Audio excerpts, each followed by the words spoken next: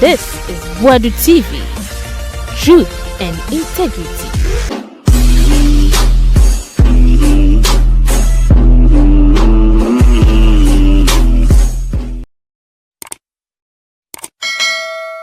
Ahaye Boadu TV. Na ebusia de tene se Yaa Titi ana watiesi Ras Mubarak ne Ghana phobia omakase ai haruna drusu asemo kae se wono wo mesoso nsenfun bia so akwala wontimi ntwa woti no enko senior high school wonim se opese okọ senior high school e aban de enko ade na woti no why rasta kra betwa en Ras Mubarak se enya akwala waye ne ti ode beko senior high school na be ma yaje double salary na corruption so ate wo Ghana eye se ne ye betiti nipa no Yaa Titi mu no ya na ti kokun wedwa say or fire here and there say I school for no hwe pono say discipline was school a cheche for yi ewen kwalai comment bi a no bi ka say akwada atwa ne ti a eno na be ma onje double salary. I think Ras Mubarak ne make his comment no eno na be che say akwada no onye corrupt na asese un say ye gina ye mpanyimfo eto da bi a ye kasa ne ye no eno na ma ho kwan ma nkwada ne ye de wo mope.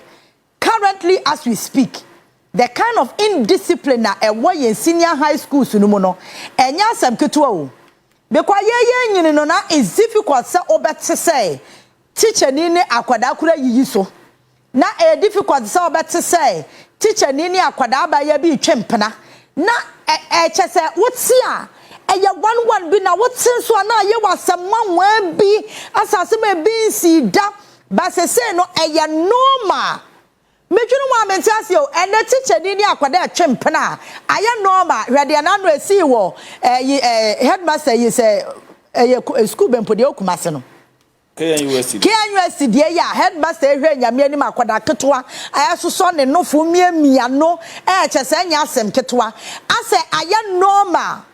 Wow, and a mona ye nam so no. As a Ghana ye pekope ekope ma ne bro so ye yesu atra dodo. Yes human rights and then ya besin de ya enne obi wo ho no hu ne ho say nyame abo me be ma no say me hu me ho say me yoba. And you see sania mana ya ne keten no eno ho aba ne ye twa no. Sania mana e sha ase na yemia ya no eno ho aba ne ye twa no. Enti asema honorable Haruna Idrisu kaye no enkofo be so mo hu ne sese ya asem bia bi nsi do se asa oye too strict o but me twene ho amenti ase womo amosusu se womo ya corrupt na nye obi a wetwe yeti a wetwa ne be ma na ya corrupt se den no. Where is it coming from? Where is this whole argument coming from? Wow, anything I make can say ni papa mu a niesi wo achimota na nanka wase ye court ne boayen nanka ye ma ye code of conduct na ye di wo secondary school mu no standing out a supersede obia because ye was school a wo be so ye wuti abetimi akwa na meboa but the moment I be choose aban school no aban no wo rules and regulations wo de be di akire wo pa obetimi ama aba akọ na say ye wo Cambridge schools bebre ase say aba the last time pona sa de we eye me dadwe am say e was education ministry no e de ni nancy form wonim say ka akire schools no dodo na wo be kwa akọ no we do Cambridge curriculum. We do our white curriculum. And say gradually Ghana Education Service curriculum no it will fade out. It is fading. It will just a major woman says oh copper school ama na a problem. Yeah. We do Cambridge. We do Cambridge. And say and kwadane do na no because Cambridge ye fan say a man from and our more eba curriculum no more ya Ghana had ye bia. It was my in such a way say akwadane be kwa na obewie no akwa university straight. Ebi wa no akwa broche and e bia oba universities a ewo ye Ghana ha die bi. Yeti ye ho na akwadane po bebo ni ti obebo na esenite ho ten. Enti asa yamaya kasa yamaya ho kwan ama educational system no enema bia be rewrewu ama overtake ya kasa ye de no ene de ye dru ba bia ye we yo yeah because I me Cambridge no no na ateki center stage is here because exactly one mama so Cambridge Simon sorry near there wow even the fees in fact international community school fees or mutua enyesika ketwa ukwotie bia no e Ghana for the dress na betimi afford this esika no aje obi a give to wire musa yes what they saying edubu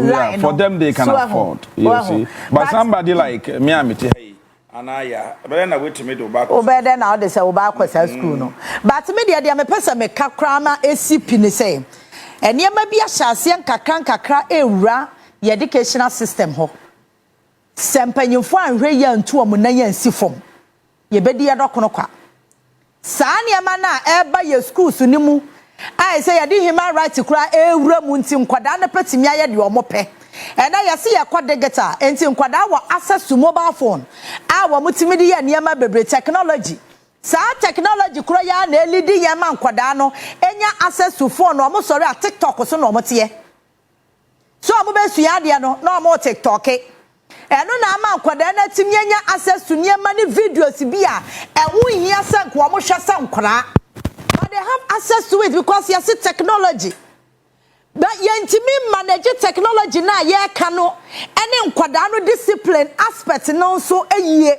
enti akwada ketewa wo secondary school mu a o mobile phone a wode ye bibia content a all share wa TikTok so no obi any control over it ene ma o Facebook obi any control sa nkura ni nyina wa TikTok account minim so kwa China they have a age limit anya akwada bia keke no betimi asoro bia Facebook account ya wo age wundi ya wuntimi bia Facebook account ba ya hey akwada no wadi unyanya ne se wanya access to mobile phone otimi bia TikTok account otimi bia Facebook account otimi ya bibia wo pe bia bi videos a mo hwe ebi mu kra hwe podo wo school yes nkranketin no amwe podo yeah enti akwada ketu otimi nya ahoden etwe camera si nanim na waka say ya makwan yo ye ba ema no ma me mpanyimfo no mo ansusam kunum ye aye ba beje wo mo and they have no shame too bad they have no shame too bad they do these things right in front of camera omo fere omo ni wuhwe chese na nkura ni mo omo dwa ena nka ye dan ye timi drum pempensuo bi a akoda student etimi twese kan one yonku student ema ni wu ya no ne se na be ye dan ye dru ho niemu amo hwe no ye obi any control over it so they do whatever they like where the kind of indiscipline ewura ye schools ni mu no say ya hwe ye ne ya soso ne ba bi so aya na human right why human right say human right no ne aya na ya ba bedru ha na e na kwada ya jinsem a ye yo mo hwie nye ye yan san ti ase say you be right say opeso oboni tinti ye nya na mo oboni tinko school ya wa ba bi opeso obo ti kwa betimi abo akwa bona ko e kwati ase when you go to Rome, you do what the Romans do. So who choose so buying school? You make sure say who they are buying near man also. And you're simple and short. Me say, and then kwada to me fast phone. Say, what they see nanim. No why video na sama kwada ne beka no. And I told them be crampo na. Almost a uniform no mudi you. Almost a uniform. And nobody yes videos no. I'm on ferry. Na no nkura ye omo wie school yi omo ma ye mo warning say ye ya so ye kunu mu ye wo omo ba beje nkura we ye omo hu nso adware yi ha wo manya akokoduro de fu na si omade mo ye videos kekansem hunu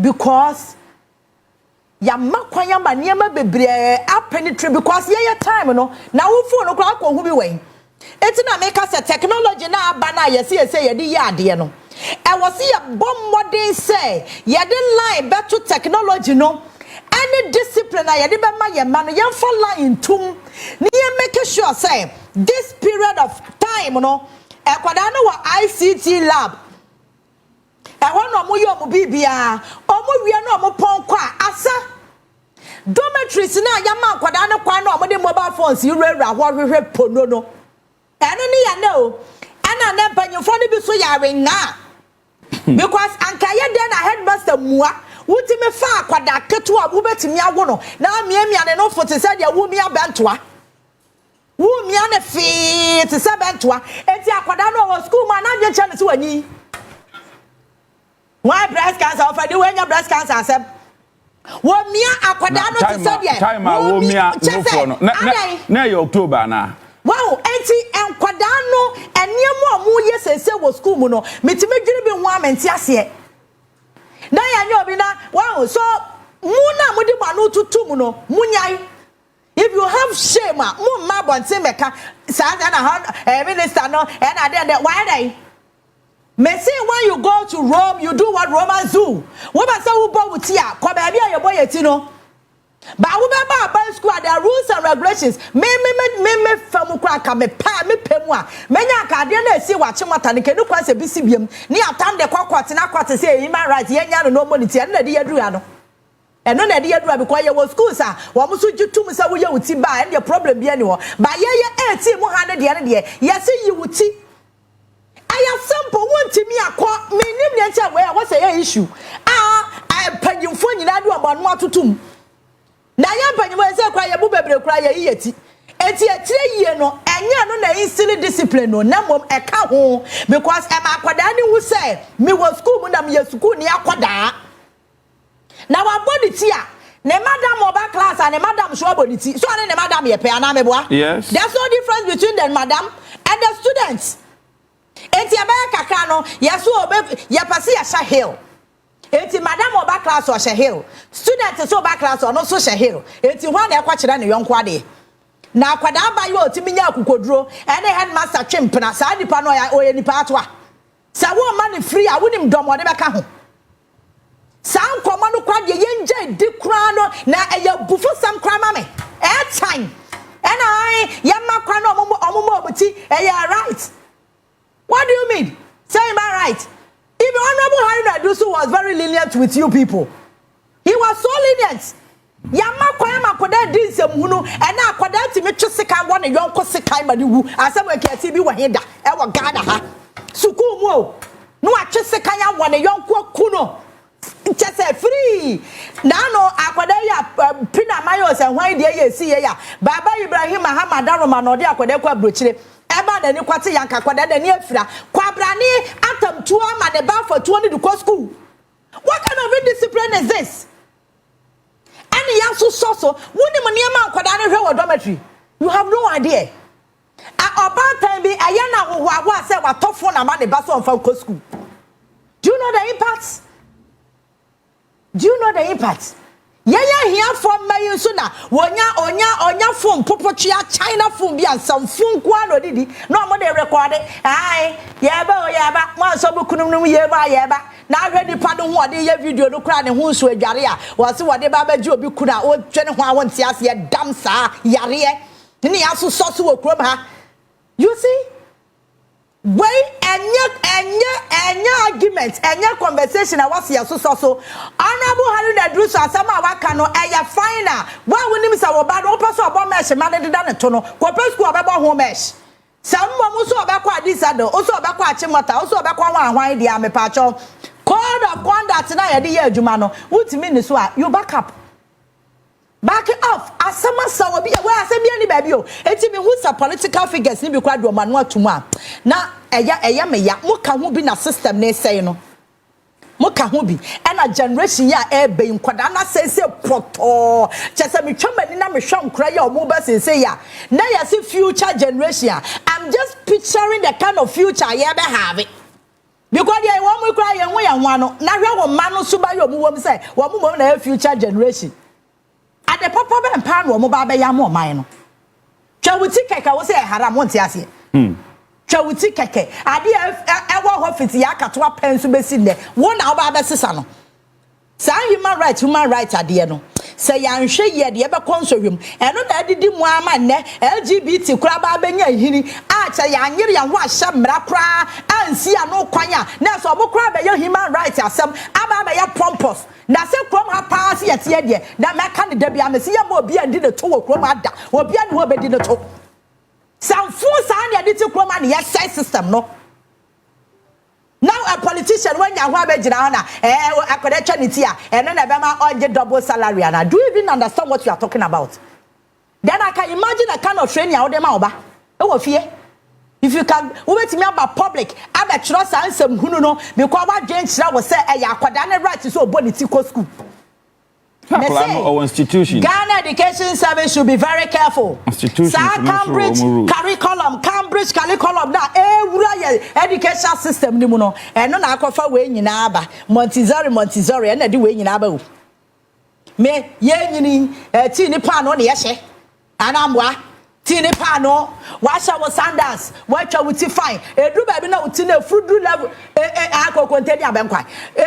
Frudu level bi kwa ti mu dia pa so wuram. Me ya me bida. Ya dia pa so be wura ni ya na basa wa na be kwa yie ni nyina na ye entete ya we dey check ya level no na hwa nkura no mo ba no se difference ne te sen omo ni ma de amabon ekura no amabon o omo sua hwe amabon do omo ni ma na TikTok ne nsamfun kwa mpene twi boom because omo no mo teacher for the twi mpene that dey so no ye pe. Now Jenison no ye pe because teacher ni no was school mo no mfere ade headmaster no was school mo no mfere ade wa ma akwada na woni hu se wanyini and that's the reason why they are fighting for all this nonsense. That's the reason why. Because akwada we school where we senior high school no hu the results o onim se we fail and answer why dey but your team nya ya na say ma menya video na men kan kire nkrofo say ya we school ni dia ne dey ye be hwem kununum. Can you imagine? Ye ba be jijimu krunum etu ono aba no ni buta bia sina di so obebo adwaman we stu na we no o meya hwe obebo adwaman we musi future generation future ba pa na we ho anabu ha ni drisu e bo se bu gina wonan so na se ye betumi asa Cambridge curriculum na era your system ni mu no se ye betumi ayan treme ne kakra. Because I think say no so nya impact e wo yan ye de no so me see abaya kakra no ko per school a unya Ghana Education Service me see the last time me say me sisa ye my school bi abe hu bia obaka so school dey afa oh wo sha be we do Cambridge curriculum so I began to ask myself where is our GES going? Currently, baby, I'm a man who walk around. Omo bloody too no. They do Cambridge. I don't mean GS. Nti abeka krano. GS no be fade out. Na fe aka Cambridge ne pe. Afe ehwo ne be hu ye values ne ye niema na ye pese ye protect no. Because foreigners no kwara na omu wura ye educational system no mu no. Omo believe. Omo niema bebre omo ya ene ye de na ebo ebra kra. But this is the kind of people that yem kwala no eno omo ye friends.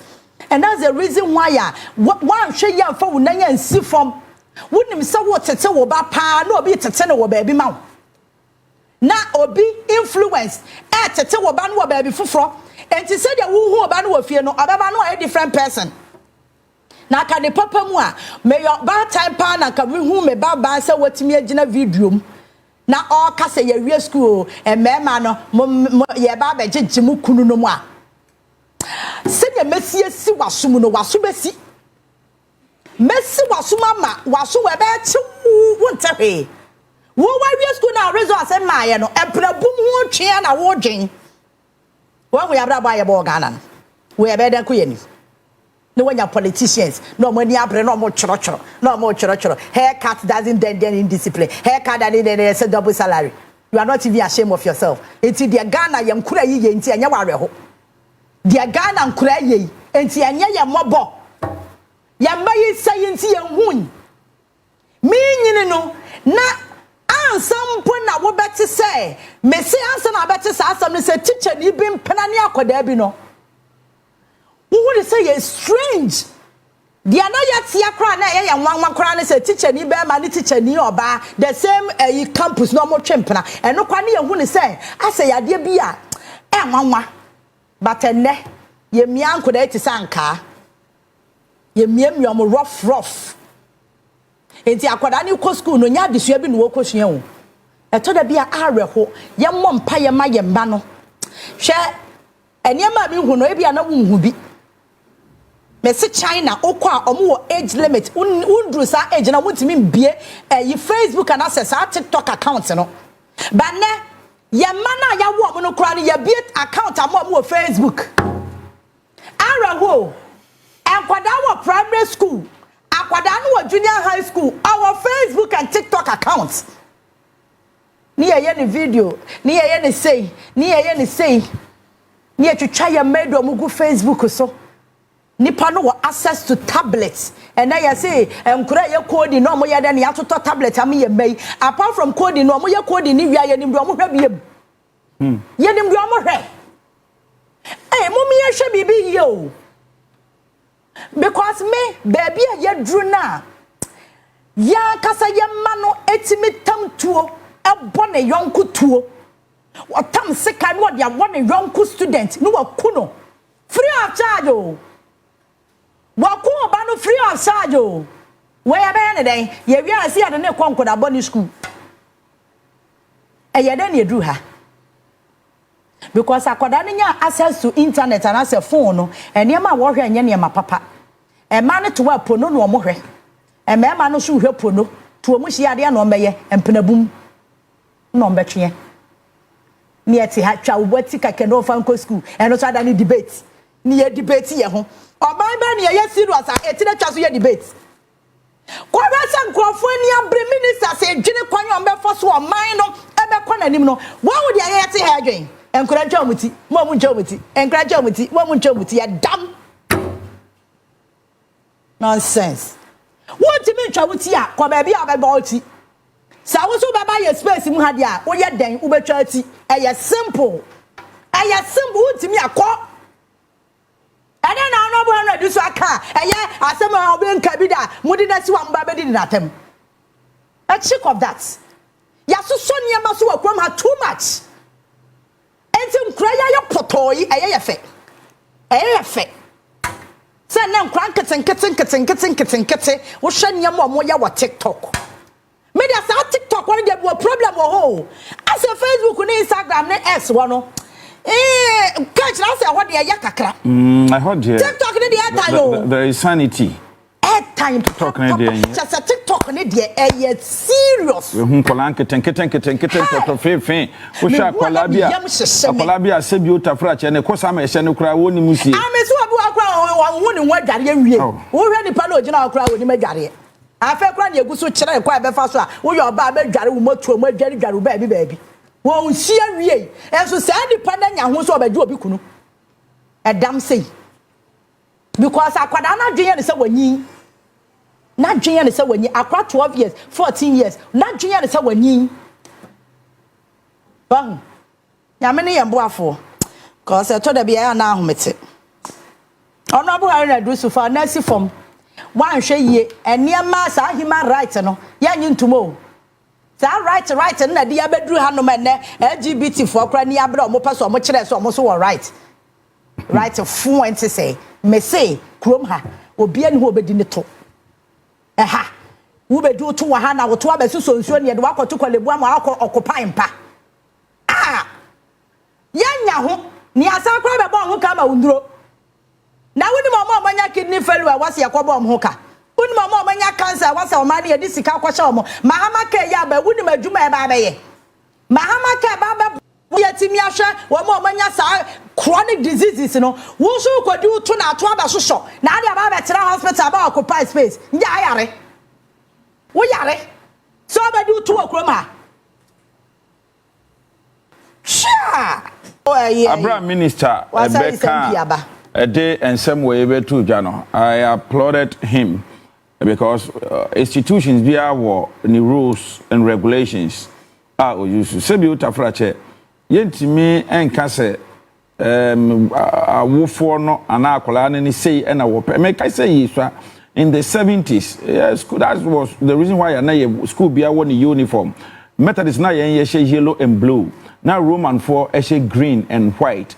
I think now press before blue and white as well. Any bibisa to identify you. White no kweba na say na ba ye nya na time ne de in the 70s ne de na Any afena na say ye de ni nya na ehye ti ni pa no 90s mu ho no ye nya ehye ti ni pa no mo ye ndamafo mo de se na se na so ye can say 88 ni 89 ni 90s ti ni pa no ya na ye say ana mebo yan ye de no that time so ya akokora me de se me na 72 de se me I said na make say who ya akokora enti wo hu na ya time kura na discipline wo ho a na untumi nkonko yi wuti anyhow untumi ye hu biara ya fra na swept untumi nkonko untumi nkonko shata de bi me kai me what technology secondary school KNUST TechSec.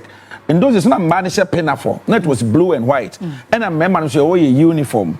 Just like Anglican secondary school, maybe me school. You see, until the discipline was there.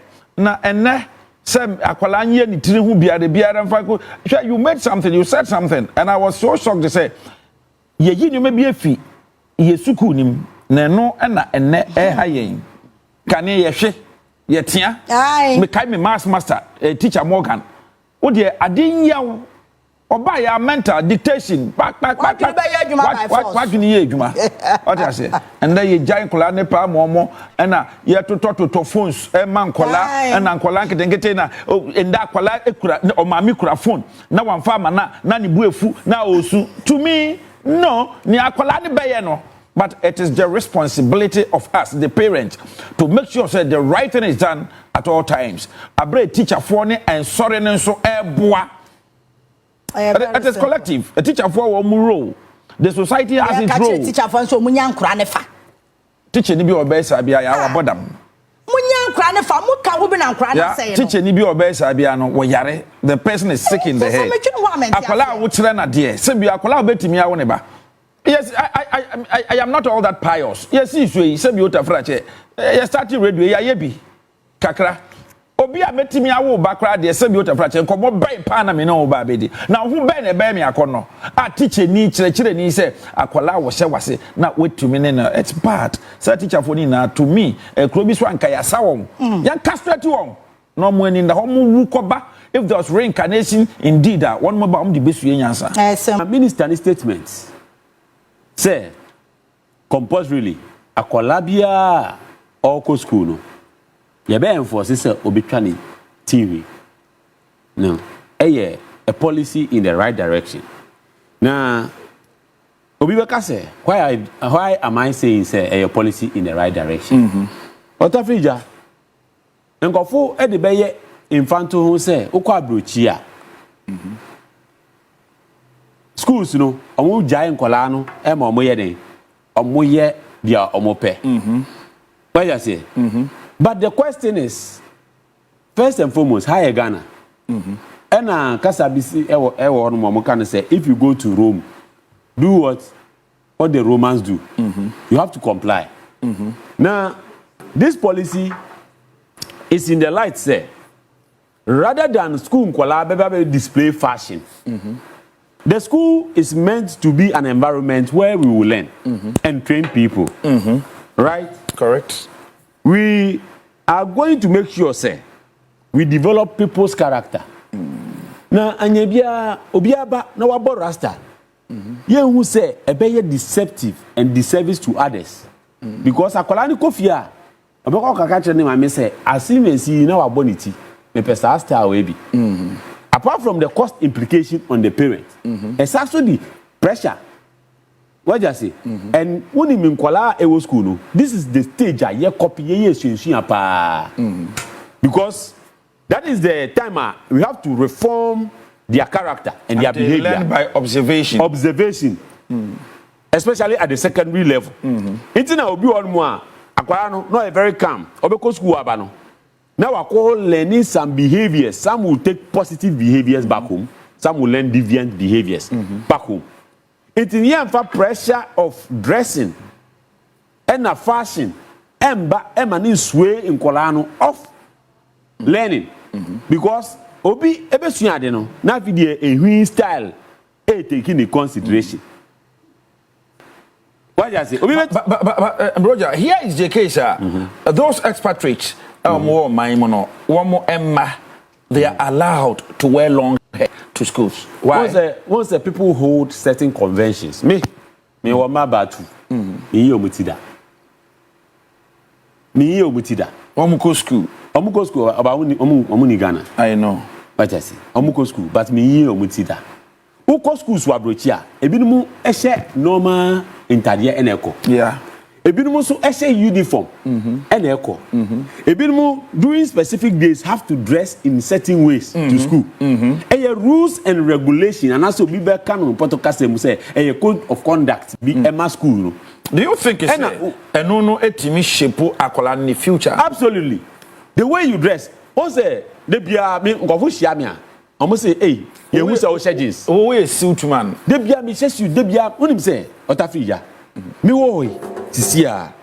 Me to me jacket we fit you to so. Na me nantika, me feel incomplete. Okay.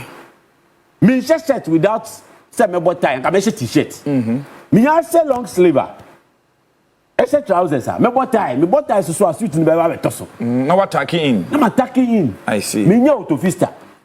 It is because of the upbringing, the way I hear me fast. If you meet me shoe without socks. So do you think it has molded you? It has in a certain way? Educational psychology. There is a narrative or say a child once born is like a blank sheet. Correct. A child is like a blank sheet, like A4 paper. White. It is society that rides on the child. And then you attest and believe. And I say you would agree with me, say. Environment be you go as a naive person. And it is the environment that shape you with thinking. And Emma will behave in a way or makes you to become the person you are. For instance, akwalako school no koye science, onye doctor automatically. He is ignorant about the field. But once obe enroll, the things are on, the things are the things are ote, and no into what he or she becomes. So in computer, we say garbage in, garbage out. What we put in? We are products of our environment. Okay. That is it. In short, we are products of our environment. Okay. Into the minister's assertion, it's not to discriminate, or it is not to hinder or to prevent or to make statements that would cause tension or any form of disrespect. That is not the intention. Okay. The intention is clear that we are building a country and we have to mold the character and the people behavior. And in an attempt of molding character and reforming behaviors, there have to be strict measures, rules, and regulations. Bible crash, let's say, crime, ebo. What I say? Yeah. As an organization, you know, I was saying my embrano juma so that you bet to me up building one solid environment. At the end of the day, we will be proud of, we will have the pride of building a society, a community that we can boast of and say, yes, we have raised children. Okay. Amode glory, ever bread of my Ghana. Sina me. Those days, me go school na Manchester, sir. Me papa share me sign me. Okay. Why just here? Me papa is educationist. It, you know, he understands the educational system of Ghana. It me say even me notebook bar or be inspect and make sure say me go school no me children. It, you know, upbringing no the school no who here.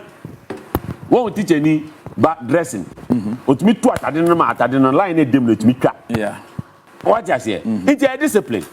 A discipline. I say black shoe, white sauce. And I say black sauce, white shoe. So in your money na a moldy. Because I say when you now dress it, now I say a brown shoe. Now I say red sauce. And but will be any preference. But the way you are raised in society affects the fact that it doesn't infringe on somebody's rights. And I don't think so.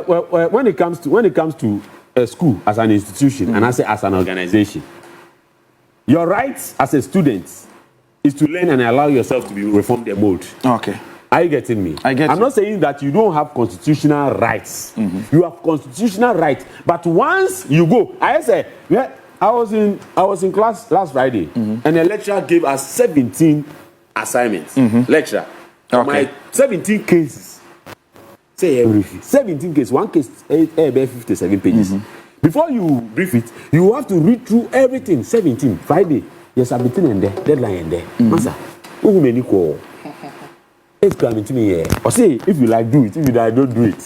You have a right not to do it. Okay. Roger Tidi, well, so my main found here, and I'm in call Obi I can change na yenche or no so agent. Obi, Aquaba. Yeja. Christian Humo, but we a fresh guy. I wish I for no to say. Maybe I didn't need it. Nice one. I pay your share and someone. I don't know, person will take a brandy. I don't know, sir. That will take no. What Jandam secretary? Oha Ike, Obi Ike Ohano, ye nimbre, my uncle. Ye share as someone, minister, education minister, what did 2J, or say they are not going to tolerate any long hairs in school. There are rules. I mean, the kids ought to be regulated. And yet, kwanya o person we utino ana yebema kwanya waye e dia ba basic school onum. Obi so e ka say oh, so na ma we na nka hu enhye da hia sa ye wonoma ye digu akwan so a no beboa manka wo mesua ana desua akwanimo. Anti we na ebe mo ni the sebi obi aso on the right. So far as school no one rules and so no obi aso on the right. And people of the view say near minister can e wo mu pa ebinso say minister no ne awoka no amanone enye sa akra na tie na say education yi sua amanone for there and the nka we na nkese so ka ne sa one hefa for e ya adwene one sa for ne adwene ma menchia na menchia menua be ma na menchia ya hwefo a omagimra omotie no mo hwe na menchia MPP ebusuakuo nyina ne papa Dr. Alhaji Mahmoud Bawumia na membra ya sam no so mre ni ho first question na maybe some ho me tie for na hwefo a omohwe ne say as a country then yepe you see because this practices na niema isi ewa other countries no obi e ya oye edisiu to the country and I have been on record amaka say so far as our educational sector is concerned here say the politics even though say him say ya no for your mom the end politics but for us as a party and for me as an individual my philosophy is say educational sector security sector ne other sectors be honma and say they politics and I've been consistent on this na because why consistent okay as a country then yepe in some minister ko kai ne sema about Facebook ni social media this is not the first time you see in fact in 2021 similar issue happened here Abranti bia na why rasta and why dread na oko Achimota school Emma in some by in fact in that case yenya Abranti na wo for a almost tested the law Emma law no and somebody assembly called high court no high court a rule e ka say Achimota for NG akwala no school mo yenya Achimota for omo board governance board wo school mo e ka say omo nje no because the school's position and I say a school no entity yemu ne omo modalities no omo for say ebe emboa school nin kanko ema ampa omo anje omo other schools and the tons afre akwala na okọ no ma sisi den yehu you say akwala na wie secondary school he passed very well ema we nya scholarship or outside that or to school so but his case no was based on faith yes already no was based on faith yeah inti basically no say obi aye ni tinimi ana onye ni tinimi philosophy inti a e mind pa kono ye ni tinimi say e ya ade a ne maame ne na awofo agitum ana say e based on faith ana say e based on medical reasons no it's not a determinant whether the person will be successful in terms academically or not. Because ye nua be mai case na mayati say okotro wasi or pass here when your scholarship or outside that all performing very well. I agree with you. You see, but the question that we need to ask ourselves and say as a country then yepe if your country no ye hye say oh course secondary school say any modalities no cutting across all secondary schools we should be able to have a conversation on it and conclude that this is where we want to go as a country wouldn't be interesting wouldn't say over your primary school your junior high schools and some minister it doesn't apply there because obi wo honoma oko GSS primary ni basic school whatever it is otimi anything we dey call yeah be in its government school, be in its private school. But some crofoni you know mo secondary school pa. Then there is a way to say yenji wing and the ewaha. Primary schools and junior high schools no almost to me or mutiko. Yeah. Me that nyami ni many say one more sebio womo me akra na ebi to me when I was in secondary school. Na you were brofo kakra na omo hono in those days Anglican secondary school, Kumasi Anglican, and it's like ebinum to me yo muti na omo wear womo natural hair no 10 long at ba but bibini gan in any day you make sure say hwetwa head e free so. And I make a sure any secondary school. But over JSS, over primary. In fact, ye nyina ye mba no mo school. Primary school or con GSS or co. Or anything me. Being it private school. Being it private or even government. Government they me say oh, I'm telling you sir government e bi mu ye. Oh, because why politics why? Oh, it's not politics me part. We are educating ourselves. So moving on for we need to because e bi na mbako private school. E bi na mbako private school. Me go government school because senior. Me ti me jam me ti kakra bi ye decisions tum assembly. Ejina monti Jesus asem na me ka kire o. Me ka in those days. Yes, oh master. O ma me kasa me wa hanom na kasa yo. O dada ba. Mike we. What's the standard? Say 4 years. Hey. Okay, o de ma me to. The me part and say offer your government school unless your viewers know ahwefo mo hwe ye no. E kasa me boa. In fact, obi wo ho no ma ne ba. Ne mba etimi ko private schools ebia na ebusuye mu niema sesa niema mu nye oyi ne de ko government school ni 3 win oye no o ko it is something na e wo honom mimi case ni say e ba ne say ye ba junior high school primary schools na honom no rules and regulation na e formulate honom no e different from oko secondary school. Even secondary school kasankasa some of the government schools allow, some of the government schools allow. In the case of Rasta Atimotaka say omo allow. But it drew other schools like I think it's a guy in called Prempre, if I'm not mistaken. Omo Jeno. And I say Accra Academy. I think there were some schools already offered to me. Omo Jeno. There were some schools. Are they not also government schools? They are. If we are setting a standard, it doesn't cut across. It doesn't cut. That is what I want to establish. Okay. If there are standards, I person ebia oba Ghana hanoma eba no ye government junior high school, primary schools and secondary schools now and even university standard are here set near. Let us have a healthy discussion around it and agree because you see it is not for anything or just for its beauty's sake. And nothing I say you're formulating rules and regulations that govern the educational sector. It is for a reason. If you are forecasting with 20 years, 30 years, this is the kind of generations our person building.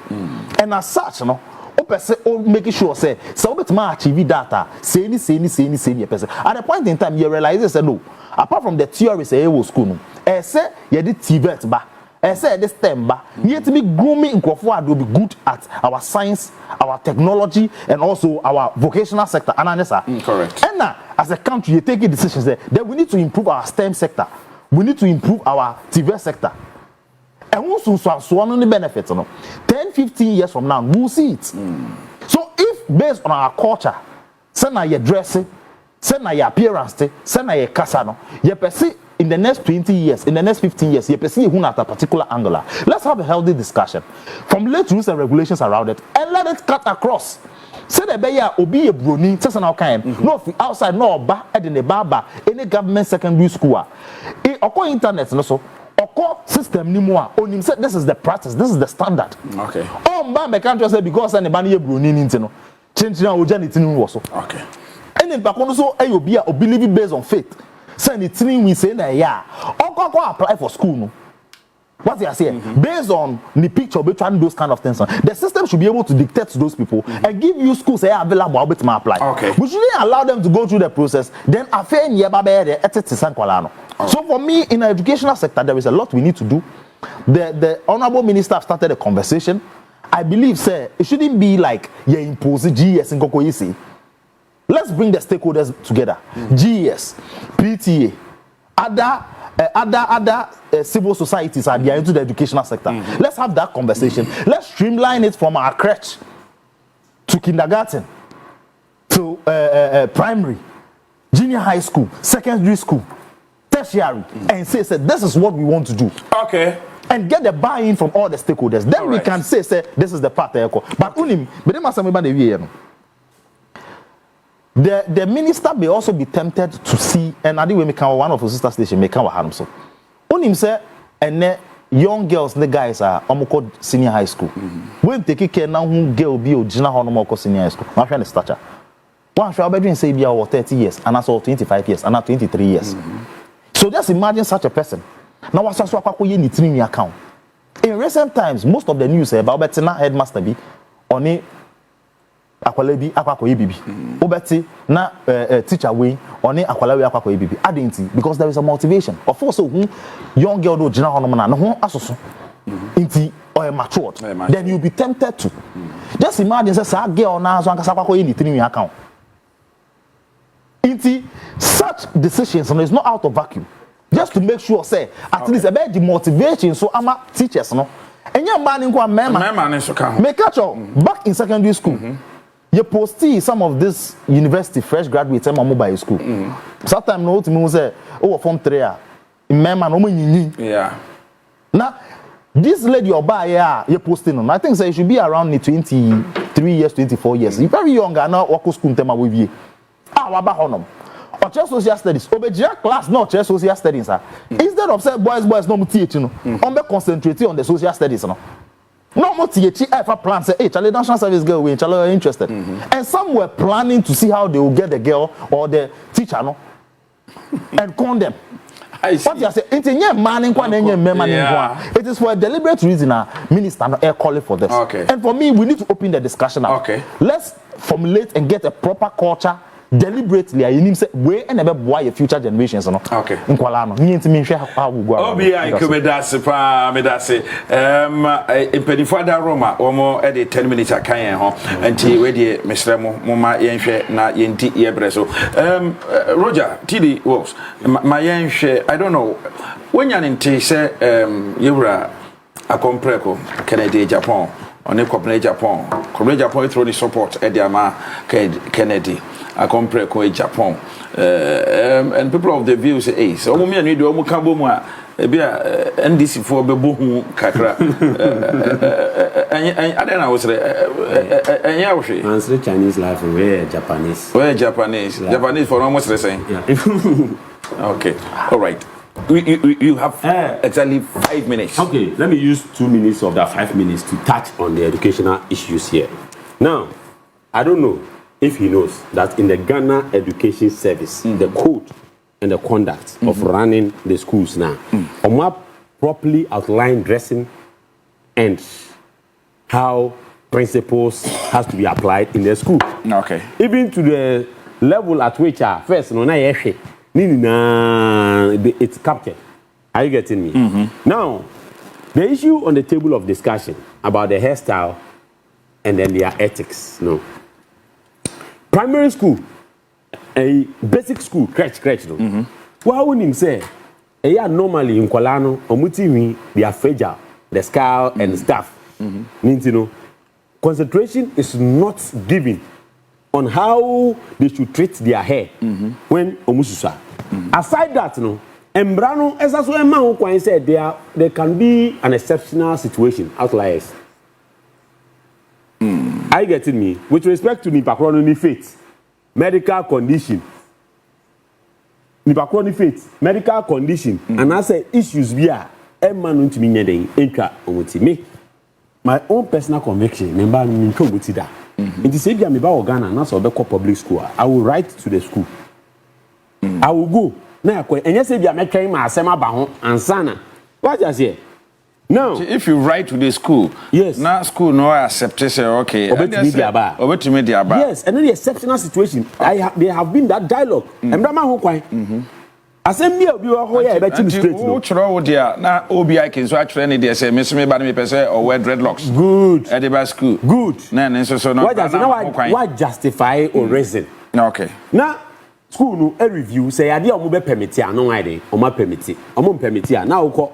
About omo mo ya mutini pebre. Omo pese oba no be twa ne ti a. Fa ne ko private school. Are you getting me? A specific just like okay Achimota guy no.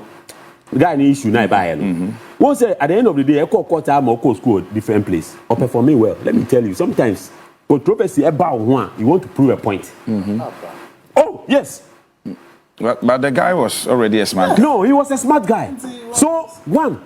What I will catch want to say, you can't feel so that I'm the bear yastic because someone draw some conception about you. The result I will and let me say, it tells you, sir. Let me tell you, when there is an opposition, it gives you strength to fight. The American catch me can say wabon, and I say, oh yeah, yeah. But say ube nya chumotano enye nkwala. What I say, wabi. The American catch want to say. Once obi are prevented from having something. If you have a chance to achieve or you are given a chance to compete, you want to put in extra effort. Okay. I make what I say. Okay. That is the point I wanted to prove. Now, I want to justify the minister's stance with policy now or canon. Now, the functionalist theory by Emily Decan, 1893. Or say society functions through shared norms and values. Emily Decan, one of the renowned, outstanding social contributors, sociologist, in his writing, 1893. Or say, society functions through shared norms and values. Now, any argument, or say that can argue that schools are mini societies that train individuals in internalized societal values like discipline, respect, and cooperation. Maybe so. Your master code of conduct. To say, okay, this is. I didn't know eco police also we share uniform, fire service also we share uniform. What I say, a institution to identify them. To identify you, mold you in a way so that you come out as a refined product. I say, Boadu. One fan chef phone no better than I brown. Ebe fa phone no, but before ebe fa phone no, ye mo e roast no, e yi, e ro no, e bo na ye na ye shape no, na dey share oven mo ansa na aye we. Now me 1 minute no, omo case no, aye beans. Atasa Republic aye beans. Opa omo 5 ni 19 as running mates. I mean Bakunya president, Nomunya first vice, second vice, third vice, fourth vice. 28%. Una in this country. Okay, me that's it. Face mami. All right. Yeah. Mami that was. Say, Nipa Bakunya president. Say President Mama Refiso. What's about Bakunya president? It's about Bakunya president. Oh yeah, what born? I'm correct. So what's about Bakunya president? Or your president we are. At the end of the day, say president was you too. It is sometimes so kasa bebria, we did bebria. That is where it ends. But just to play some correction, you see, if there are rules and regulations in your educational sector, okay, what is expected is that you enforce. So, because I'm raising and say from basic to junior high school to secondary school to tertiary, there should be a clear plan. One sector should not be doing in Myanmar or for say a year. They do senior higher. Now government school we a year the upper, we also year the upper. In the case of the Rasta guy, no? If government school position yes say, ye Rasta person, in can say another government school Yeah. But the agent in a way a school way principle. I apply wa uko we so and school so principle I apply wa obi a ye the upper. In that case, can we say school be when beliefs and then ethics, so let's have whatever. A meeting. Let's have a stakeholders meeting. Let's pick the ones that is universal across. Okay. Then, if there are other issues, we give caveats. In fact, your child allowing nehe nitini say or they ba school no, it shouldn't be even at the discretion of the parents. Also say neba onu say obelieve say neba so mujo mutini blah blah blah. It is on parents no. If say neba ba school wa hanoma or teachers no kwa meeting. You the parents don't have any rights based on what who believe and as a whole thinking. So only teachers ekwa meeting. If it is based on health, it is doctor and a better at the amount. Correct. If it is based on faith, was sorry no and a better the amount.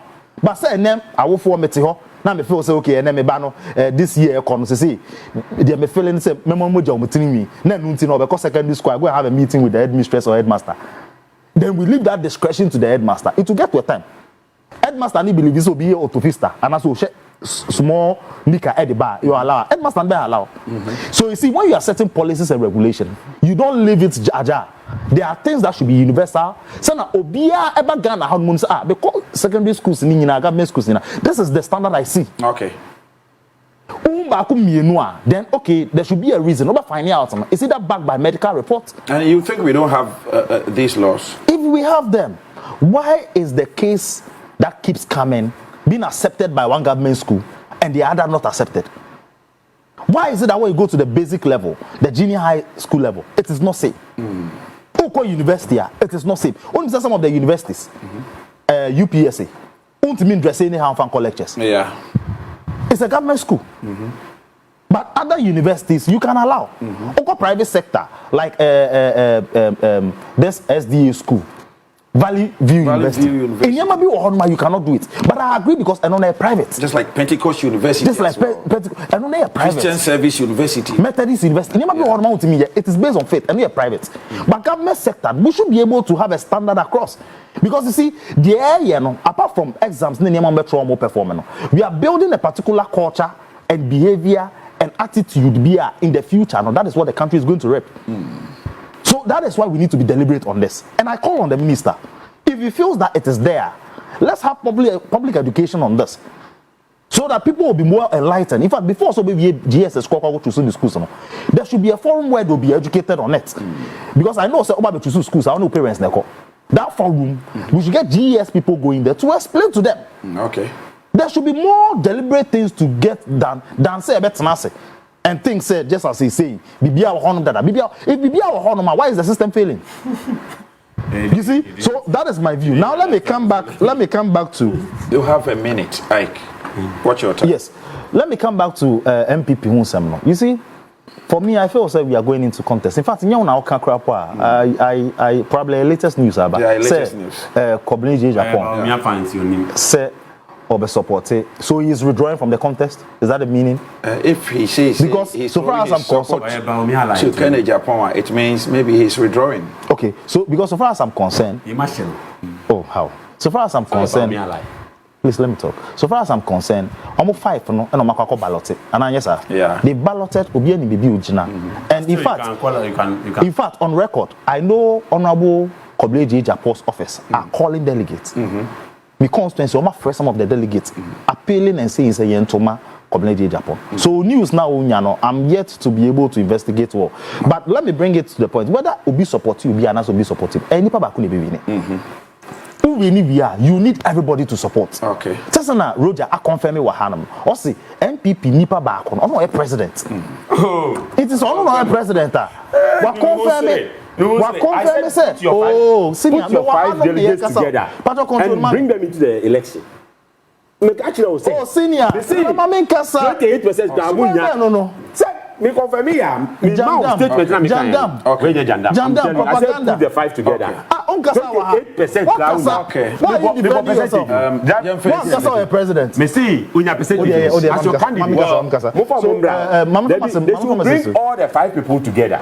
Contest and see if they will ever win any election in this Ghana. Because this Atasa Republic. It's okay. This Atasa Republic. I'm telling you, you can't win any election. It's when you're small part in small and then so na yetimi kase wey die eye illegal mining. Yeah, Mishra. Na yanka ho ala kwasem. Okay. Illegal mining no yeden. You can be say galamsey. So who was gather and sell. Na ade bi abaye galamsey no na say illegal. Just say en famra plan so. Aban ni ma utumi sa wonye. Yeah. Nti no say wo ye good hu no mane ade na so woni sa tumi ni krata so wo de bia. Na say illegal. Nti galamsey. Na yimbi say ho say de ne bae. Galamsey ne kan wa say de ne bae. Na den so na mbre ye hu sa. Yeah. Titi no. Na galamsey no ho. Okay. Na galamsey because na abani ma okan na ya de omo ni hu krata bia e na nanom no ade defe go ko. Okay. Titi no de na ya ahemfo no mo go mukom. Titi ze chuta itu go sa e na nanom no mo horo.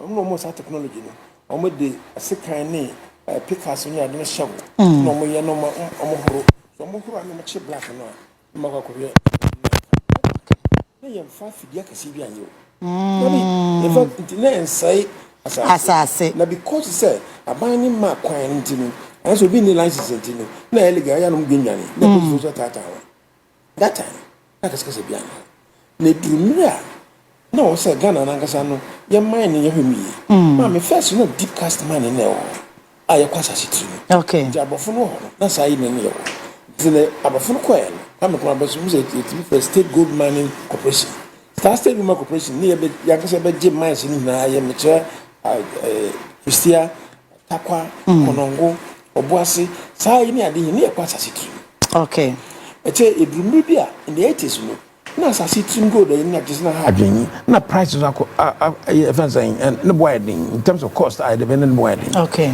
nti na ma no ne obi efɛn surface mining nti surface mining no na ɛba sɛ apart from asase trim ɛyɛ kɔ no yɛn kɔ surface mining because state gold mine corporation gugu yi Takwa egu yi na ibu so ba beto South Africa so ba beto nti almost surface mining ne yɛ nti so mbɛka yɛ at that time in the 80s no almost surface mining ba yɛn nyina ba hyehye yɛbɛwu na asefo na ɔmo kyerɛkyerɛ mu sɛ ɛnte saa na ɔmo yɛ ho hyehyɛ yɛ ama surface mining ba the first surface mining company by ɔyɛ Bogosu Australian mining company ɛne Bogosu gold yi when ɔmo started surface mining na deɛ yɛ ne sɛ saa mines na ɔmo yɛ no saa large scale mining no yɛ wɔ hyehyɛ wɔ hɔ aban no ɛwɔ hyehyɛ wɔ hɔ a Minerals Commission Mine Department ahwɛ ɔmo so nti ɔmo yɛ no pɛpɛɛpɛ EPA Honorable Chair, surface mining mu yi asɛ hɔ no me hyɛ dante ase. Ɔmo yɛ ne sɛ. Yɛ wɔ deep cast mining. Ɔmo kɔ asase ne tiri. Ɔmo de shaft na ɛkɔ hɔ. Okay. Nti ɔmo yɛ ɔmo bibia wɔ hɔ. Ɛne asase no soro. Okay. Nti yɛ tu na tie na ne yɛ de aba soro.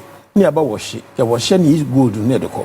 Surface mining no yɛn kɔ asase ne tiri. Yɛ asase n'ani no ɛna ɔmo tu ahwani abo na fɛsi yɛ blast ni na wɔ asase no soro. Okay. Ɛna fɛ surface mining. Okay. Nti no in the late 80s no na ɛtis nte mekyerɛ yɛ de started wɔ Bogosu gold in Australian mining company. Na ɔmo hyɛ ase. Na afei ɛnam sɛ saa small scale mekyerɛ ɛyɛ artisanal mining na ɛwɔ nti no. Yihu sɛ artisanal mining sɛ ɛkɔ n'anim. Saa galamsey no. Yeah. A ɛyɛ saa asase no na ɛkɔ n'anim. Nti aban nim sɛ ɛkyɛ yɛ wɔ asase wɔ ha. First me yɛkɔ asase ne tiri mu. Kwame Nkrumah yɛ ba state gold mining corporation. A che asan na egu oboase nkutin de na yɛ de kae na afɛ sika no edu asase na ni na ndie ne technology hɔ ebetumi de ayɛ na yɛhwɛ nkrofo isu ankrase ne ni ade yɛ nanom no ɔmo de ɔmo sa na ade no hwɛ no ɔmo de yɛ bɛnden that time na sɛ yes small scale mining no but illegal nti no 1989 sa 1989 no na ban ne sɛ adan na yɛmbie kwan miente small scale gold mining. Okay. Yɛmfa magana for no. Na solely for them. Na yɛhwɛ sɛ almost betumi anya ho mfaso. Because asase yɛ won. Ghana asase gold nkwa. Na mame ka sɛ yɛwɔ 83 mining district ɛwɔ Ghana ha. That tells you say Ghana asase na bibia gold wɔ. 83 mining districts. Nti no na sɛ wohwɛ mu a na saa small scale nhyehyɛ na de ba sɛ yɛhwɛ na yɛma mbra no mbra mu no. Edi mu. That is PNDC law 218. Okay. No more ya mode say in by into law 206 no 206 that time person ko phone number no. Yeah. And ye de Minerals Commission bobo ase. Na ye de small scale mining na ye be shame. Na there you say ye more prospecting licenses. Me no ka say small scale mining bia no Minerals Commission kan tell me. More mining lease as a mining like ye mining. Or more prospecting licenses. Okay. Prospecting just say or kwa ko hwem. Nto hwem wie na sɛ ohu sɛ gold wa no aba ne man lease no la kwa mine nti eba sa no na kyɛ sɛ yɛ de saa yi mɔmɔ at the time na president mama yi fra bam 2016 no na 99 prospecting licenses na de ama nti na ɛyɛ ɔma sɛ dɛ sɛ ɔmo kɔhwɛ na ɔmo sign back yes ɔmo fifi mi ɔmo sign back nti 99 prospecting licenses na de ama kɔfo but whom sɛ ɔhɔ na illegal no galamsey na starting na kɛseɛ yɛ de ma ɔmo no na ɔmo hwɛ indisu yi Jini say coffee from the brand, no man some your mining, you know. To me exploration, or prospecting, that's all your mining, you know. Until who say, na a basin for us, that's all introduce machine like a circus, not nobody. And no, that's you, not after 2016 year course until after 2016, none were 99 prospecting licenses. From 2017 to 2024, na omama prospecting license over 2,100 nkrofo sa prospecting license no 2,100 in sa 2,100 no like say omusa so sa license instead say ombakwa kwhwe yekofifi mu no maba na minas commission mo license no manye no start say sa galamsey etisenje nti galamsey na etisenje that time no e fa omoje ayi no makofa Chinese for na ba nti Chinese for no mo hunim die pa no mo use excavators bulldozers na chanfine nti that is the time instead of commercial small scale mining no ombakwa prospecting no ebi wo mo baba no manye no na che o start etisenje e mo ndi mraso to say the mechanized mining from small large scale mining mo ndi mraso o mo ndi mraso na etisenje mami dey na say say it here you were over 2,100 kofa from 2017 up to 2024 no more prospecting lines anymore mo community commissioner o mo hwe map na yin mo bia bibiade de wo okay it no she say ya say asase na ye reclaiming ya the chemicals at the center wan mu na boss abra edikan ana yentumi ehu obia bebie wo technology or Minas Commission or so over 21,000 if the mom because know where they are least from concessionaires. Okay. The concessionaire bia no baby adema on ho. Nti ye behu baby adema no say say ho yen say ho. Exactly. Ye behu easily. So you call all of them and you know provide the details and they be the next day. So what happens there? Yeah. Sa concessionaires instead so mbakwa ko fifi na ombaba na no manye no ma start some your mind and the sanye manyina aba afa no matter consume tete no near dredging often near twem nti dredging bia no bio in the Chinese for the buy no say aluvia le no o ma mbempo nsuo so no me de chanfan at the nsuo so akasi no mutu ahia no mo horo nyina wo the challenge is almost as about the chemical in the past na ya fa chemical yo yana na na small lane ya fa chemical ya huru wi black no mo de ko those times in Bono, no more me go dealers, no more as a megri no. And in Wunyabi, Labi, so one found qua, Manan, Chairman, no one twa. And yes, so, and a band say a baby room. Now, you remind you, Galamsen, you were small scale mining, gold mining, no, as I say to you. Okay. And it's surface in the kind. My surface, you are alluvial, alluvial, a wura, meaning a soon wura. A wura. Fanfo for the baka. Okay. Wura no I say hona tete nsuo ne ni ade hu say adoka bi sisi ni ade na se for hona ye wura nsuo ne wo e na etreko no soro so asase na ni wo asase na ni na wo no fa gold no wo ukwa kakra bi so a e na abo e de e wo ho etum ba sisi na no ye wo surface e no a mine na e cover the surface in alluvial no na yes aso wo sa deep cast mine na e ko asase ni tiri mu okay sa small scale for don ye say tete sa a shaft and added no omoko some areas like Konongo Pristia aboso mines titi no mo ye no am ebon na ade ne takwa no omoko ho nti eno so sa illegal small scale mine galam say no so bi eden e wo na yesa so wo dia omo ya no forest no so was asenani but forest no ho no ye ja asi ho say eno no ebo ye ho ban na sefo the forest no ewura wo mu na nsusu wo mu na ohono babia gold wona gold no ho pa omusa so ahye omho a omko forest no mo yesa galamsi ne so ntini yesai forest no yesai nsuo no fa omuti river densu river pra tanu and omuti na di forest no nti sa wokọ ho ono bu na wawa ya asem nani yesa forest ho do kra na sai ade no mo nti no tesa ho na nsuo no ti na di na wo na ho so gold ni ade wo pa ho yese mamu bia nko ho mamu bia nko bibia wo nti saa ho no omde excavators ne chamfan ne nasefo no omde disadwuma no ma me ne dey ne say titina no me galamsey na illegal line small scale no a use equipment no na yen use a friend mercury ne cyanide no hwa the Chinese for by say this time is say ombehwe no meche yi no da bi o chamfan no ono a chi ne bibia no omde chemical na gumpreko je de gumu a no match gold and direct asaso konsuo enti no so omo ya aluvia na ewie e beka ne siesie kwa nam so asa aluvia na se bo ho ban nti e basa no matu anyina nti no machine no chamfa na e watch nyina na konsuo nim o watch na e konsuo nim nti e pollute nsuo no cyanide ɛne mercury akɔsisa nam ne ade hina den awuwu nsuo na ade hina asɛe na ɔmo asa so ampene na ɔmo kwa na ɔmo de machine ataso afei yɛ wɔ saa dredge ne kana sɛm no nkrofo bi de saa machine chamfan no ne ada kɔ tension so okɔpra tano ne nsuo akɛse na ɔmo da ɔmo te so a ɔmo no o ba agisa o di boat o ba beto no na ɔmo te so na machine wɔ hɔ a ɔmo sa bra no nti aka surface mining na mekyerɛ ɛyɛ asase ni na yɛasa so aka asase ni tirim deɛ asase ni tirim deɛ yɛasa so aka alluvial ni awura na afei so yɛaka forest na yɛasa so aka nsuo no ni na yɛ illegal ɛyɛ galamsey because saa small scale miners na ɔmo ne license a yɛde yɛ gold mining no ɛyɛ prospecting. In the first place, they are all legal miners. Then no about prospecting lines of fishing. Na che woda asasero woda kokoma obi na we na otifie na ojusika.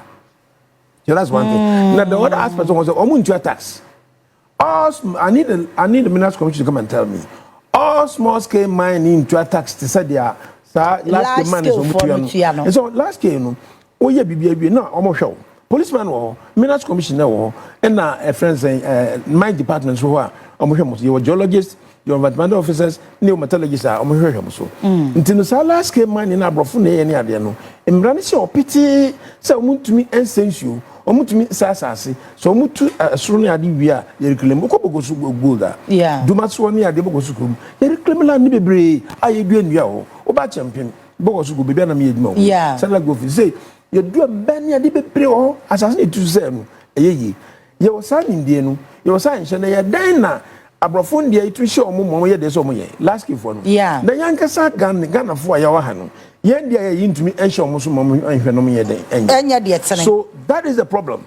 You need more of Assassin more concessions. Now, virtually the good areas in the court from 2017 up to 2024. As I say, be a day now, and the case in the coy. There was a say, Nano, just over one. There was small scale man for no more prospecting licenses. Now, first, baby, yen licenses or what I for and as I see, I'm mature, I am for money at the margin for the But the point is that, baby, yen massa license list, Kakrebi, come Papa Pano, sir, my sir, over 2,100 and a phone at that moment. They occupy all these juicy areas. The one Missa will say, you do Penswa. I say, be any. Also, all hands on deck. Never there was a problem. Then because say, then a most small scale mine is here. More license to mine. More mining. What must I say? I'm not for. Now, Crawford, state of emergency. Do you know what the state of emergency is all about? It's a state of emergency. What they are saying is about Ombeja Bibiara, soldier from the post worker. It's now. Omo mubian biano no. When we call who's a soldier for Obasan, not so for. But the pension you state of attention. Yeah, state of attention. State of attention, President Madabasi. Or say, yen na yen kai humbum. Na yen responsible cooperative mining. Sa responsible cooperative mining. Yeah, what krum hono. Na ye be den, ye be oka say ye twaba no. E ba say galamse fo na tishenje na obi ahwe omo so omo sensuo no ne on bebre nti no so we di o mani so a wo ba so nti ye ka che o say se ba galamse no ye behwe na oya illegal no ya ni legal na ye siesi mamrante na so ye adwuma ye sa na mantu pepepe na president mama wa sha se ya mi nu amabo o mu di sa adwuma yi wo say ati Namos way soldier for na for money bia omo hwe ye checking crofo omo ti nsuo so a omo said no omo check omo na sa blue water guard for so omo so ewo ho so wo hwe anamuntu omatu sa me no ka say forest but nine of the major forests no hwini wo bio ya saka omo hina but ye be hwe say e be koso because wo tu omo wi a wan hwe wan fa bibia nsi ho no masa ko bio yeah ntin report yenya and say as for the forest in there Yamin chak ade yenya control ewo be because so ya control near sustaining no when you drive them away you have to sustain it and then juma pa ekoso sa responsible cooperative money so you go so ya register mrantie no ne ade you go so ya hwe ma yi ade atoye ntani da so yenya botre into America say state of emergency state of attention your wa o ma pe na be nani o hwe say edikan one no boss abrai wo boss abrai no ya hwe ntintin no nasefo Until yaka we no, ye we a baby sa, ye baby sa, so there quine ye nam swa. you bet me I resolve our problems. No once and ye be call e ho no kra no.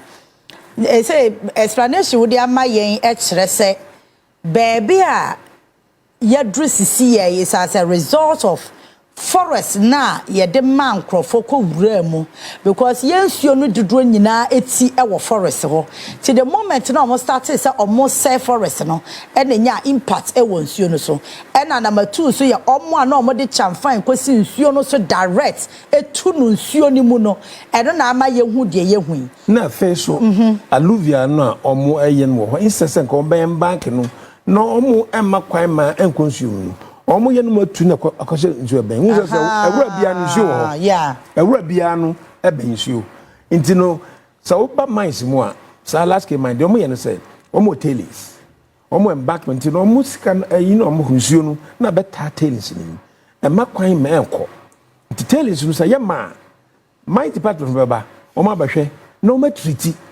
nti before ye be tue se enko no te da bagri dami before ye be tue se enko ko bo nsuo no mu no matter say who say omo the chemical treating the kama e bi ni anumpo no they don't even allow omo nkura no mo ho no omo nsanso ni no what it is omo provide on boreholes the abani mo bi no na mines for the catchment communities no omo boreholes all over nti say omo hwe na say mbre nso yo say ye tue nso man ko bo nso mu am chetelins na no ma ko chetelins for nti embankment I want ya makwan ma gold no chemicals na dey enkonso ni.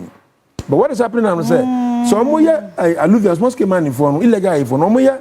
Some use any we are machines to we are no ma shift here na because prior to elections no me call Pristia and no mo kasa mo ya alluvia ya wo kan yi bi enti e bia abekọ na me na bi ubehu na nsuo etam obekọ ha me na bi oh I me call rounds said ya na omo enti omo de no e na ise nkomo ebe ma kwan ma ya treat sa nsuo na ansa no mo abie no omo ya no mo abie na omo jai na ekọ enti die fofra president Bama da bobo asen say sa responsible committee minds anombe no enti no mbe embankment no tailings no ya makwa mani ntue de na de da bo ne ahwea ne ndetie ne the good sacks ni ya na kama baby na nsuo no tie faako baby say dim na ya the concrete na de ya na kama na tie ho but wo say small scale galamsey for no omo pe bibia ntentem China for na de omo pe bisi gantem omo pe ntentem no mo tuo kuru na konsuo ni nti sa ni dia be say cooperative mining Saros cooperative mining bia no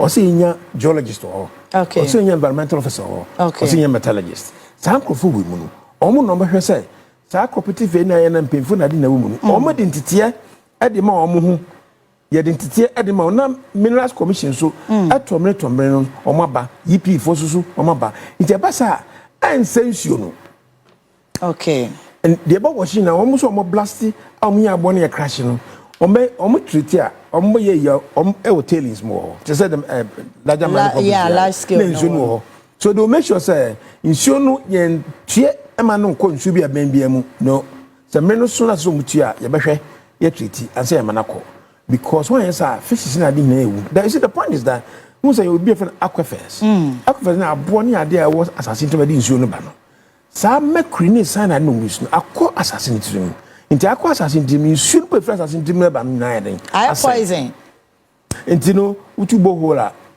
enkosaga because cyanide ne mercury na wom na nam so a wa suom so no anso wu no hye o nti sa hye ya president Bama da bobasi sa responsible cooperative mining obi make sure say baby piom ye ni ade the tailings na branche no ya tete won ye ma won tete ye use chemicals ye other technologies so won use chemical no obi use ka o de beche gold but China for ni bre and almost on kofo boy ni bre no insasa ko me ayi na wie black no ma ko tombo ase no mo technology na chin da bi o no mo the cyanide ne mercury no mo de agusu ho ha into na epiako the sai me na ebisi ano we ya hye papa we ne ya de papa so mere no so say ya ka how reclamation ne control na ebaka masam but say the percentage Ghana for mu say anamuntu a president Bama ba obebetu ebo shey say urban obe make sure say illegal money ni ade den hye na de papa ma na branches so aden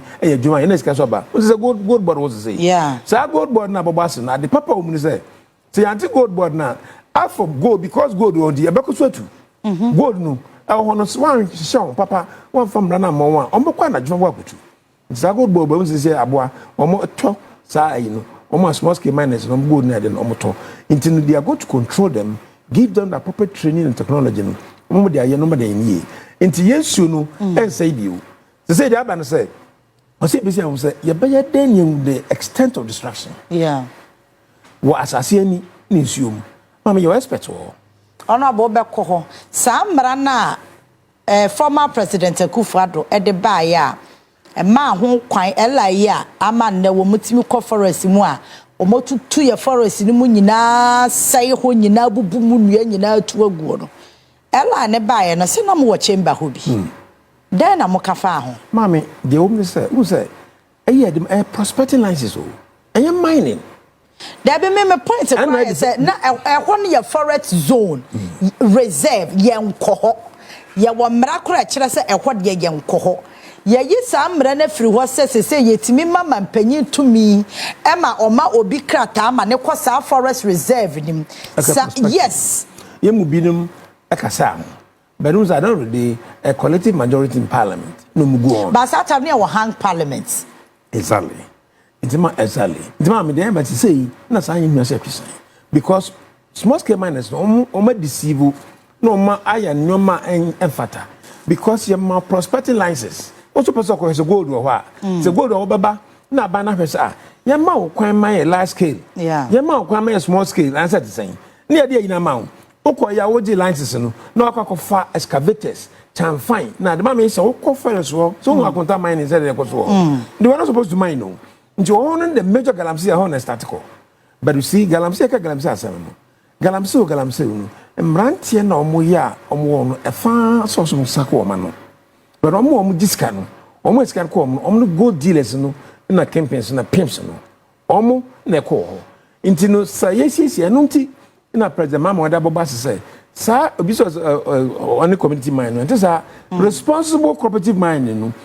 Susunya bebre ewom e chance community man na yin na me judge no saa we ni ba se ba bia be ma ya ibian there will be embankment there will be tellings I me make sure say nsuo no entue enkonsu bia mu me no so ansa na makwan mranche no so because there will be the engagement of environmental officer, engagement of a geologist and engagement of a metallurgist no omo nim dia o kasa che omo te into the minerals commission for the ba the mine department she be obey obedi so that is responsible e come asem no nje ba sa mom no nsuo so je ne de ma me ba he ma me ka nsuo so je ne de ye ne license wo ho prescribed license bia wo ho nje nhye no just o ma show mom ko it's illegal, it must be immediately effectively terminated nje wo a ti nsuo so bia no a wo ye galamsey bia no kan hu say nsuo na wo ti so a wo ye a wo de chamfan wo di si so a wotutu nsuo no say a wo say nsuo no ma omo hia nsuo no ba no nya no na nama ade na omunu ekon de ya de bone kra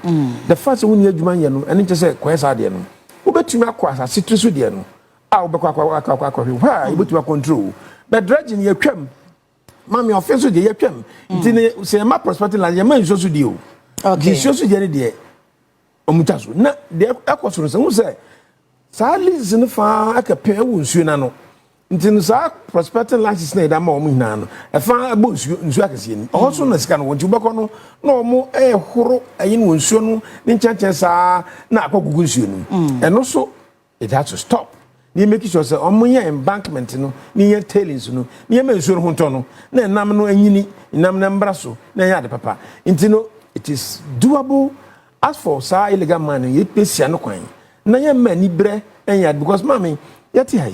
Can you imagine say maburu naba na say na hu say ye nua Ibrahim omo azuma yi ni ade a yeso bibifo no ye masa tu no otherwise abrofo no be diska no ko nti krom ha na abrofo be tuska na ko na Ghana yu te wo so ye den na wo ye de satu mi ma wo na wo muamu wo ye wo say na buru no ba no on say no osiesia na ye ko no say na ye da masa big large scale mining for no say na no so no ye betumi da masa small scale mitre responsible cooperative miners no moma emana e kama uko China uko other countries develop ya amoye no ho enso edimu uko US amoye no ho enso musuo na de ense no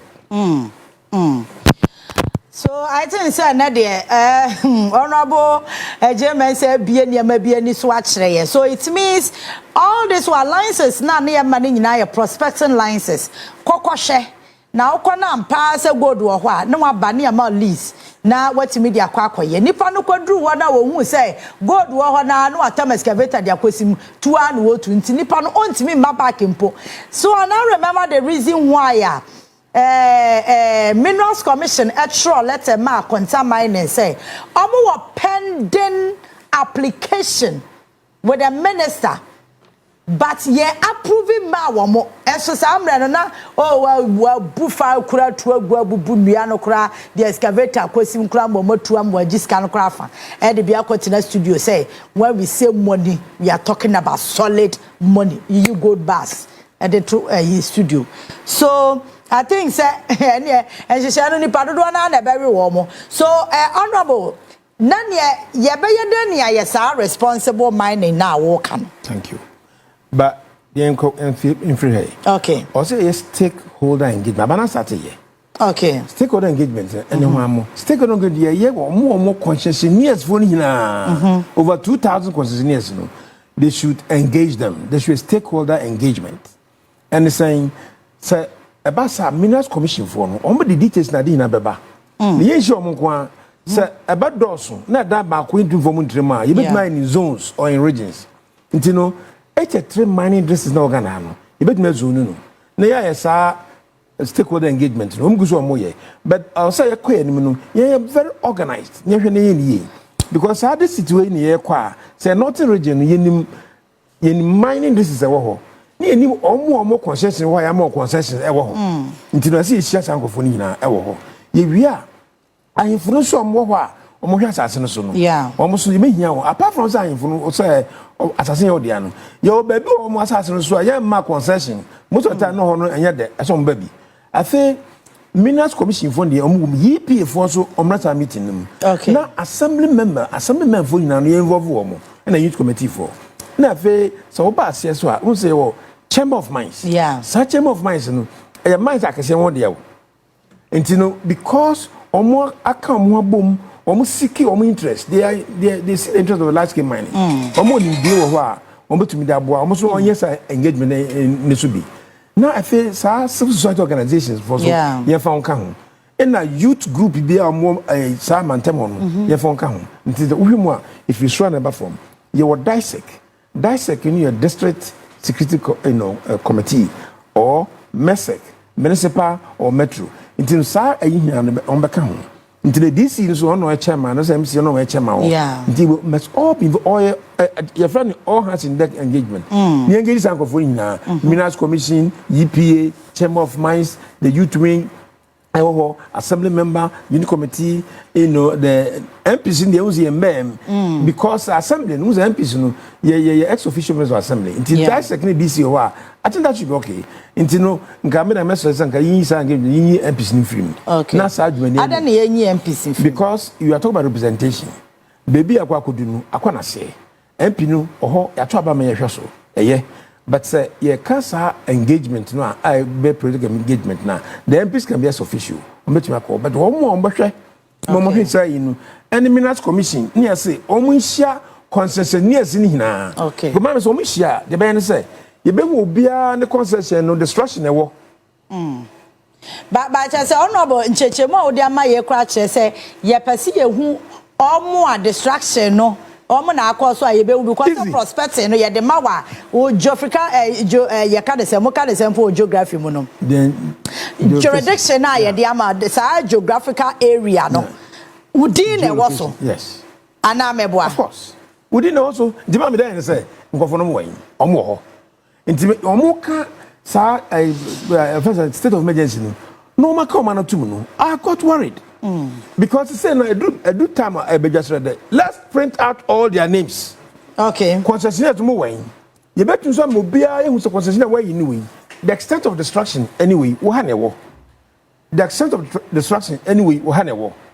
There was say no, there won't say no because you have more mining licenses, you have more prospecting licenses. It's about the reclamation. What's better be about Ginger? Okay. Then now no what prospecting licenses. No, I for Chinese in your bar. Walk of a coupon, yes, as not to work on atom. Now, buying one and go, no. It is a share, everybody will know. Possibly will publish them. But kind of will be the so, processing way, the 83rd district or the 4th district, whatever. It was a 3-minute site. Mommy, you know all of them, and you can even engage them. See, we initial engagement now. We can meet the concession alone. Okay. I don't say, Massa, why concession? This is the sense of the destruction. I didn't know boss Abraham. If possible, we will prosecute them.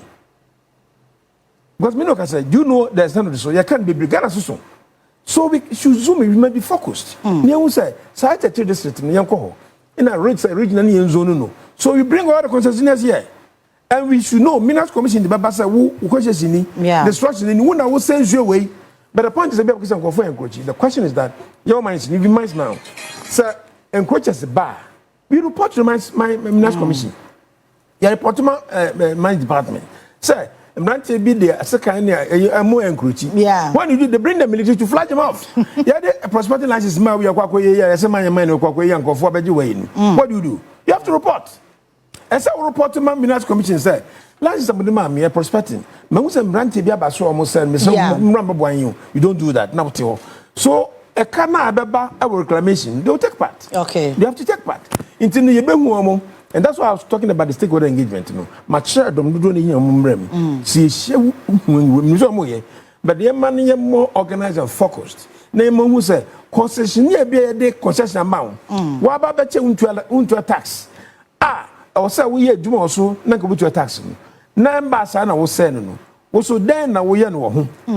It is a medicine as I say you terminate you revoke will be a day. It's a very good idea. Very very good. So maybe they were responsible. So but the point is that destruction of our son Yamani go because I want to see a terminating part. The records are there. We must make sure say you don't remember back say destruction. See yes say you revoking licenses in keke. But you go ya chingwa so ma cause destruction and they should go and reclaim. You can know that. Reclamation na ban fa kan bi no. Aban ni NGOs na dey back to recommendation ba ho. No so dey bi. So nsem na ni nda ho. Galamsey fight no all inclusive hands on deck. And ho Galamsey is controllable, is manageable. You bet me ahwe. What is illegal? It's illegal. It is illegal because your family are so yet. And it's not illegally. Last game is not illegal because our family are no more. Our licenses. Your mom show me this. It's mine, small scale mine, and your family are so. Your more prospective license. What shall know to work for machines that can find with the equipment at this event, a chemical goods who say so. It's illegal. I can see no, now could you in account. I am correct in getting. Yeah. Baby, I am correct in getting ground. But I say, how can you allow, say, train a raise you because God will do what to do. Some of you chill, you prosecute you. In your bra, a course, intimidating. Bancroft say, a woman, small scale miner, no, yet the omono more illegal in Afra. But Pedia would carry Afra. But our friends are illegal. Small scale miner, beer, young money lease. What can for was so to golden county there? Who the excavators now do the you are illegal, you are a Galamsey person. Okay. It should be clear. I get it. It should be very clear. They are Galamsey illegal people. Because so many you know they don't pay tax. You are operating with prospecting license. No. You are not supposed to mine. Go back to the Minas Commission. Now can you more money list near a binding tax or now you have fast war. So they are the major Galamsey for. And what are they so motor? Go dealers be now. Suppose crying most going to walk out. Until your mono. Near Chisa in better point into Chimina. Yajatum say, Yaku some major stakeholder engagement Dimua. Yebu Nimia reclamation. We got it right. So after reclamation, ye hear or more experts. Mammy, you mean in the hall. Yeah. A man, woman. Ubian and a hoarding. Galamsey being a channel from the bio. Galamsey ama. Major SHS was coming in China for now because of more technology many machines accessible. Yet many machines near small artisan money. And now you can find me. Into be our travel. Why machine? Why near the end or who there? So reclamation, the Chinese must come in because they benefit from the gold sales. Almost also benefiting from machines in the China. We can't leave the Chinese alone. Out. Intimate imagine chairman say, Obi on Indian, Moman in Brem.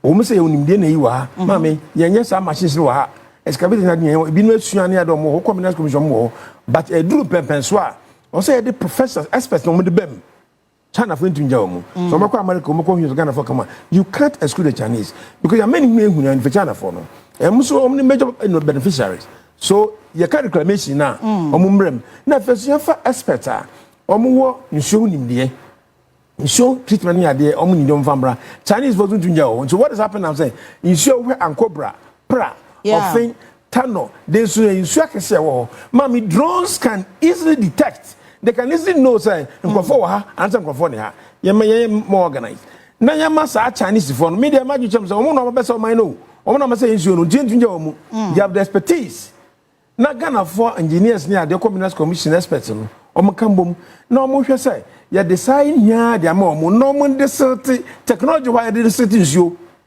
chemicals now assassin akonsuo no we can just distort it here clean water into abasa na come reclamation no so omumra mi bi ni yenhwe say but in the first place I see who the extent of destruction mama say can say who say ya say say can say kram etisen dey na say e dey conscience mu na say no dodo na sefo ye hu na wi a then we go into it aban no bebem bi god but abase say ska abem kakra na sa concessionaires no they also pay NGOs bebem na sefo na hwenye clear and no this calls for all inclusive ade into jumedi apartment me wa hye no jumedi papa yakua nim no yehu yanim say bekoye ne bekoye so ampa can you imagine responsible mining a committee mine no a responsible cooperative is cooperative into na no so betra ho na ya the license no e da mambrante no no mo be say nsuo na wakaso sampa they are not me kan ya bi mitie say achimeri ho ahini bi a asase no so mpene echi waka kopene nkrofo se ompe so se ma enyomenye communication ko so a mine assembly men use committee people biati asa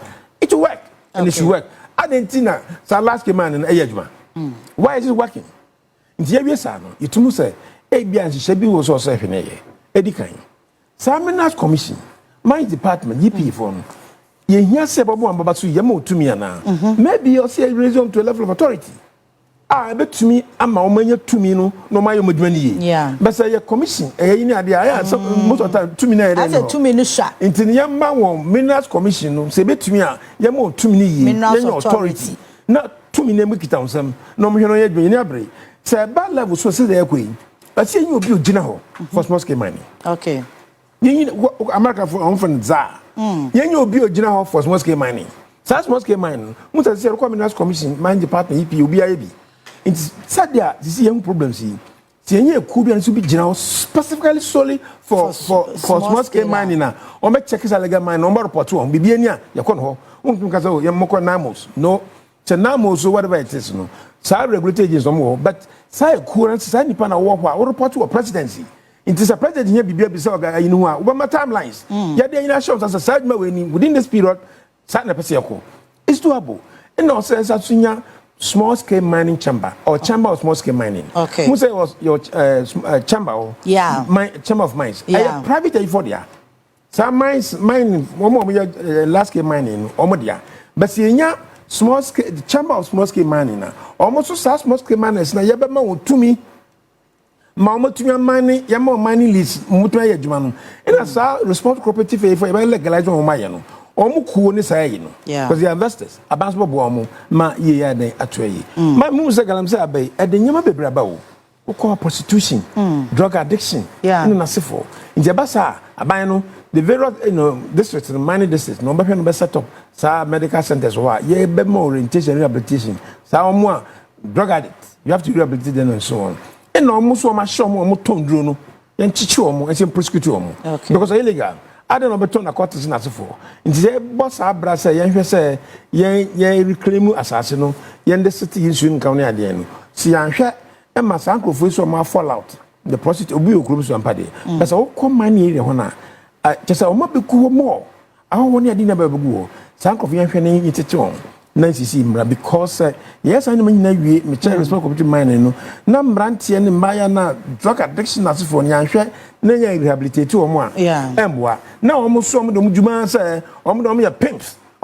a o mo de tutu foko o mo ya pimps a o mo de drugs ayiko no nya hwe ne aso mu na mra no eden ene wundi nti no me kwa hu say no ya kira the history of small scale mining we be free by na baby so ba se yenye mbra na Ghana for dim na ya abuse no na esesa de be nden nti yenye stakeholder engagement ye for omo a omo asase de ma omo sene ade hina no omo mbrem na nanu nkofo ye mbrem afa reclamation no so yen hwese ye expert no mbra ye would extent of destruction at simple nsuo so na asase so se ba sa wi a na ibehu the challenge omo ne first person no mbra no mbo boy me reclamation no omo asase no omo concessionaires no so mutua bi forest is no go area up for forest is no go area into many just president mama na muntuo watu e forest wa nkrofo enko is the best mama mo ko yekutu omo no mo nya staff dia na say soja for ngina over a period but o twe omo mbeko sabe bi mo tutu hina kana show you so mbeko na ebinim ye into say sakom wi a nya permanent ebi weden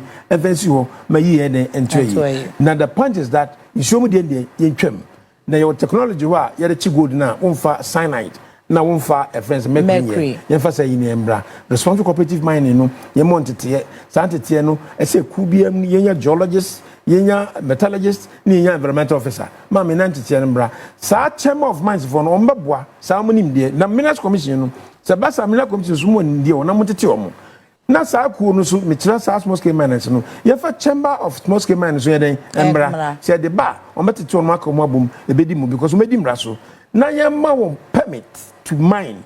It is not prospecting.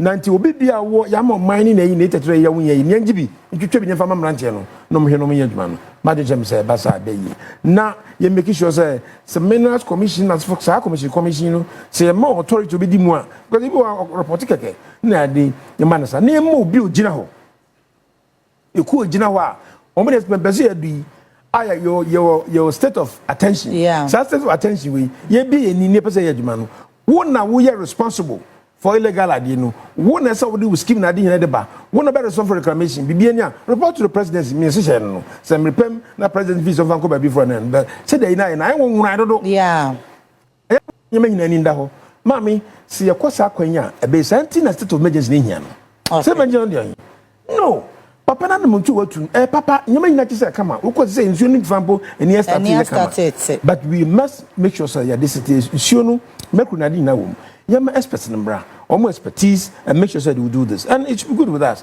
intended that's all but the mama na some kind one kind of quite that's all but chase ye nyina mboa na fa so mra I think say honorable one say there's another side of him and I anchor Rose but this side of him no what me say he's talking from experience why young man is a for so many years it when it comes to conversation of mining there and the one who say kasada you know talking from experience honorable Mayanase